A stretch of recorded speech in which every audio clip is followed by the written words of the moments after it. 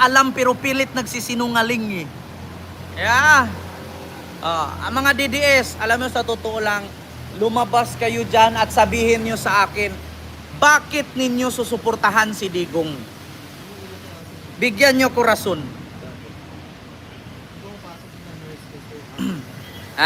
Bigyan nyo ako ng rason kung bakit nyo susuportahan si Digong. Isa lang.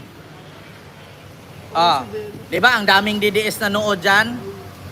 Baka naman iiyak ka later, bakit nga ako iiyak? Wala naman akong ninakaw na pera sa bayan.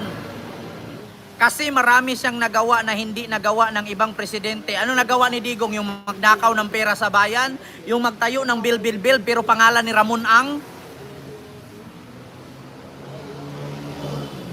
Yeah.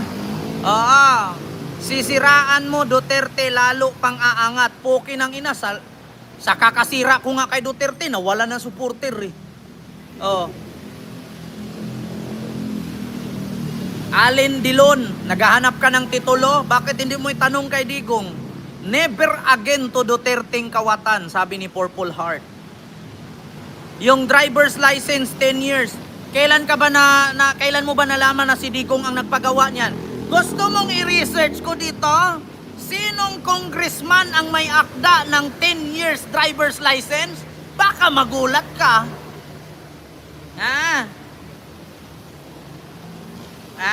Ano?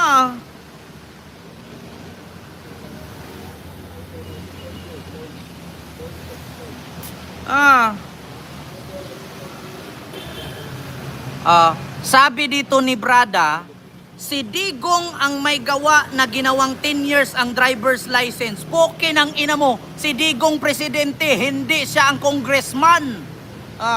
Gusto mong malaman sinong may akda ng driver's license kung bakit naging 10 years yan? I-research mo. Wag tanga. Pati sahod ng pulis at sundalo, si Digong daw nagpataas. Tangina nyo, si Trillanes may akda niyan. Wag kayong bobo. Walang nagawang batas si Digong nung naging presidente siya. Ang batas ay nasa kamay niya. Tanginang Digong na yan. Pag nakita ko personal yan, paluin ko martilyo ulo niyan. Si Digong daw may gawa, naging 10 years daw ang driver's license. Baka magulat kayo. Para kayong tanga. Sabihin ninyo driver's license. Di patayin mo. Poke ng ina, papatay ka sa akin, nagsasabi ka pa. Hindi makakapaiwas pa ako. Tangina, ang bububo talaga ng mga DDS, no?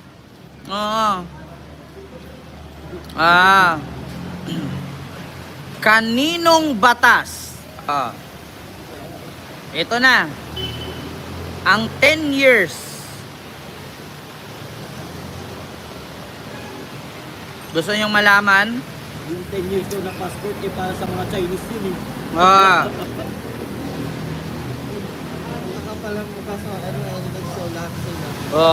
May mga billboard pa sa Inlex. Ito ha. Sila kay Buloy. May mga ano pa. May mga picture pa, mga pangit na mga didiles. Ayan, tanong ko sa inyo. Sino ang may akda ng 10 years driver's license? Bakit naging 10 years ang passport at bakit naging 10 years ang lisensya? Una, si Villar po ang nagpasa ng 10 years na validity ng mga passport. Si Cynthia Villar din ang magpasa ng 10 years driver's license. Hindi si Digong, wag tanga. Pinaangkin nyo dahil kay Digong naging 10 years ang passport at license. Mga Villar ang nagpasa niyan, wag kang bobo. Wag tanga. Tangina nyo, ang bobobo nyong DDS. Hindi. Si Grispo, si Villar at si Cynthia Villar ang may gawa niyan. Hindi si Digong, wag tanga. Ang bobobo ninyo. Sabi ni Ma'am Amelita Puso, fuck you kayong lahat sa earth. Tangina, dahil daw kay Digong naging 10 years daw ang driver's license. Dahil daw kay Digong naging 10 years daw ang passport. Hindi nyo ba alam? Si Crispo, si Villar ang may akda niyan, wag tanga. Ang bobobo niyo mga DDS. Tangina nyo. Libre naman Google eh. Bakit sabi mo kanina Trillanes? Tanga, bobo ka din nakakinig. Sabi ko kay Trillanes, yun yung pagpapataas ng sahod ng teacher, ng sundalo at pulis. Pero inangkin ni Digong yan, di ba? Anong sabi ni Bongo? Dahil kay Tatay Digong tumaas ang sahod ng kasundaluhan at kapulisan. Si Trillanes din may akda niyan. Tangina nyo, inangkin lang ni Digong. Oo. Poki ng ina, Digong, gumawa ka ng batas, wag puro angkin. Piskal kang di oras, pero wala kang napasang batas. Tangina mo, inaangkin pa ng DDS. Panay mura, galit na galit. Si Digong nga, walang kaaway, nagmumura sa live eh. Diba? At least ako nagmura ganito, pero hindi ako nagmura sa Diyos. Si Digong, lahat pinagmumura, pati Diyos. Diba? Ang may akda ng driver's license, si Crispo. Ang may akda ng passport, si Villar. Ang may akda ng pagtaas ng sahod ng pulis, sundalo at teacher, si Trillanes. Walang akda si Digong. Mag-research naman kayo mga DDS. Huwag yung puro paniwala lang kay Banat Bay. Mapapahiya kayo dyan. Thank you so much po kay Ma'am Alex ng Hong Kong sa super chat. Thank you so much po. Mag-isip naman po kayo. Ngayon Dagol, nasaan ka Dagol? Dagol, sabi mo galingan ko para maniwala ka. Mga DDS, ang sabi ninyo, si Digong daw ang may akda kaya umabot ng 10 years ang passport. Ang passport po si Villar po ha. Ang driver's license si Crispo.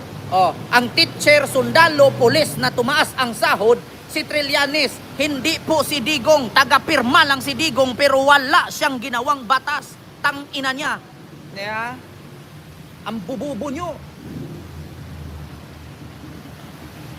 Sabi ni Sergio Santiago, sinali mo pa yung pangalan ni Osmeña at ni Miriam Santiago, tapos bobo ka. Nakakahiya ka sa pangalan mong Sergio at Santiago. Kasi may kilala akong Sergio nilagay sa pera. May kilala akong Santiago, matapang na senadora. Pero ikaw lang yung Sergio Santiago na bobo mag-isip. Tangina mo, mabatay ka na. Tanga-tanga. Hindi kayo nag-iisip. May utak pa ba kayo? Biruin mo yan. Anong nagawa ni Digong? Nasaan yung build? Ipakita nyo build ni Digong. Saang lugar at banda sa Pilipinas na may build na napatayo ni Digong? Tanong mo kaya kay Villar, sino nag-utos nun? Si Villar, inutusan ni Digong. Magkalaban yan sila, tangina mo. Pati ba naman senador at congressman, si Digong pa nag-utos? Si Digong lang ang piskal na walang kasong hinahawakan. Ito pala, speaking of piskal. Mga DDS, di ba si Digong piskal bago nag-mayor? Si Digong piskal, mayor, naging gobernador ng Davao. Anong kaso na hinawakan ni Digong? Simula nung nagpiskal siya.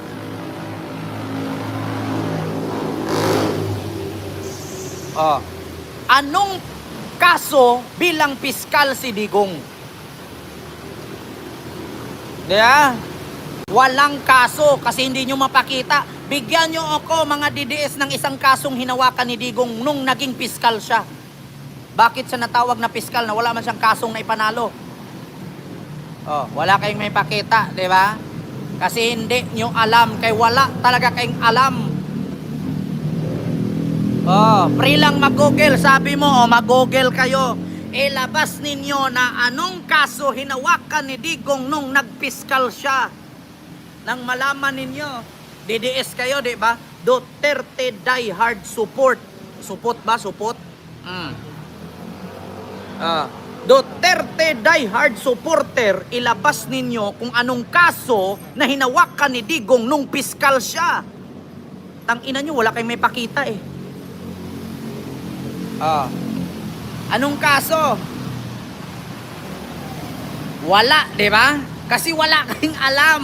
Tangina nyong DDS kayo. tinatawag nyo sarili ninyo na Duterte diehard supporter. Ha? Duterte diehard supporter. Pero ni isang kaso na hinawakan ni Digong, na si Digong daw ay abogado, wala silang maipakita.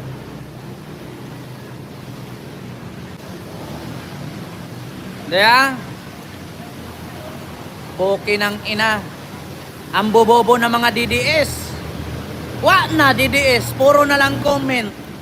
O mag-heart na lang kayo dyan. Hashtag bobo si Digong. O sabi ni Dagol, relax lang, paano kami lilipat? Dagol, kahit hindi ka nalilipat, suluhin mo yung sarili mo. Hindi ka kawalan. Hindi ka naman importante. Si Sara nga, walang kwenta sa mundo eh. Lilipat ka pa. Diba, Ma'am GC Caliboso? O, pinagpawisan ako sa iyo, brother. Durog na durog sila. Ipakita mo pa. Diba? O, Wilson, fuck you ka sa earth. Ang dami talagang DDS na apakabobo. Kumain na ba kayo? Kaya hindi tayo umunlad sa Pilipinas. Yan dami yung bobo eh. Tignan nyo, hanggang ngayon, sigaw kayo na DDS. Tapos pag tinanong anong kaso ni Digong nung si Digong ay piskal, wala. O, dyan kayo nagkakamali. Huwag nyo akong kalabanin kay hindi kayo manalo sa akin. Tignan nyo, tumakbo si Digong noon. Sabi niya, yan si Maruhas, hindi sa Wharton nag-aral yan. Pumunta lang yan doon, nag-basketball. Nung tinanong, si Digong sa San Beda, na-expelled.